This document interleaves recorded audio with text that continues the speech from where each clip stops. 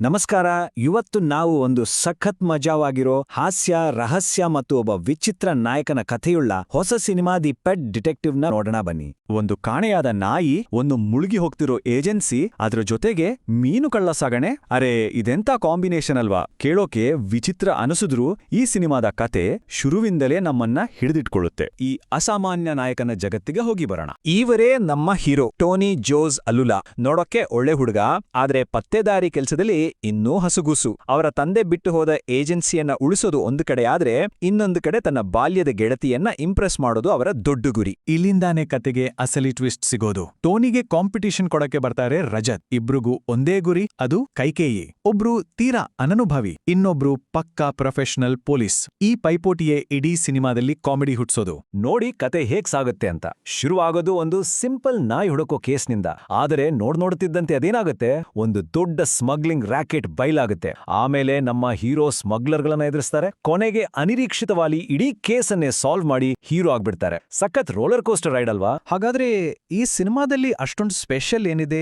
ಯಾವುದು ಇದನ್ನ ನೋಡು ಹಾಗೆ ಮಾಡುತ್ತೆ? ಈ ಸಿನಿಮಾದ ನಿಜವಾದ ಸ್ಟಾರ್ ಅಂದ್ರೆ ಅದು ನಾಯಕ ನಟ ಶರಫ್ಯುದ್ದೀನ್.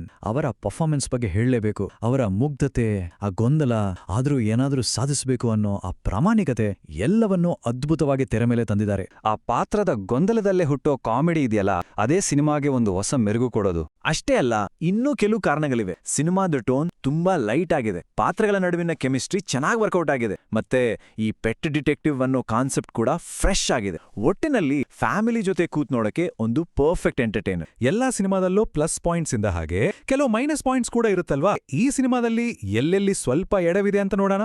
ಮೊದಲನೇ ಮತ್ತು ದೊಡ್ಡ ಟೀಕೆ ಅಂದ್ರೆ ಕತೆ ತುಂಬಾ ಪ್ರೆಡಿಕ್ಟಬಲ್ ಆಗಿದೆ ಅಂತ. ಅಂದ್ರೆ ಒಬ್ಬ ಮುಗ್ಧ ಹೀರೋ, ಅವನಿಗೊಂದು ದೊಡ್ಡ ಚಾಲೆಂಜ್, ಅದನ್ನ ಎದುರಿಸಿ ಗೆಲ್ಲೋದು, ಇದೇ ಫಾರ್ಮುಲಾ. ಆದ್ರೆ ಒಂದ್ ರೀತಿಯಲ್ಲಿ ನೋಡಿದ್ರೆ ಇಂಥ ಹಾಸ್ಯ ಸಿನಿಮಾಗಳಲ್ಲಿ ಈ ತರಹದ ಸರಳ ಕತೆ ಜನರಿಗೆ ಇಷ್ಟ ಆಗೋದು, ಯಾಕಂದ್ರೆ ಅದು ಆರಾಮಾಗಿ ನೋಡಿಸ್ಕೊಂಡು ಹೋಗುತ್ತೆ. ಇನ್ನು ಕೆಲವು ಸಣ್ಣ ಪುಟ್ಟ ವಿಚಾರಗಳಂದ್ರೆ, ವಿಲನ್ಗಳು ಅಷ್ಟೊಂದು ಡೇಂಜರಸ್ ಆಗಿ ಕಾಣಲ್ಲ, ಬದಲಿಗೆ ಸ್ವಲ್ಪ ಕಾರ್ಟೂನ್ ತರ ಅನ್ನಿಸ್ತಾರೆ. ಕೆಲವು ಕಾಮಿಡಿ ಸೀನ್ಗಳು ಬೇಕಿತ್ತಾ ಅನ್ನೋಷ್ಟು ಎಳೆದಿದ್ದಾರೆ. ಹಾಗೆ ಲವ್ ಸ್ಟೋರಿಗೆ ಅಷ್ಟೊಂದು ಆಳ ಇಲ್ಲ. ಸೆಕೆಂಡ್ ಹಾಫ್ನಲ್ಲಿ ಕಥೆಯ ವೇಗ ಸ್ವಲ್ಪ ಕಮ್ಮಿ ಆಗತ್ತೆ ಅನ್ನೋ ಅಭಿಪ್ರಾಯನೂ ಇದೆ. ಸರಿ, ಇಷ್ಟೆಲ್ಲ ಪ್ಲಸ್ ಮೈನಸ್ ಎಲ್ಲ ನೋಡಿದ್ಮೇಲೆ ಫೈನಲ್ ಆಗಿ ಏನು ಹೇಳ್ಬೋದು?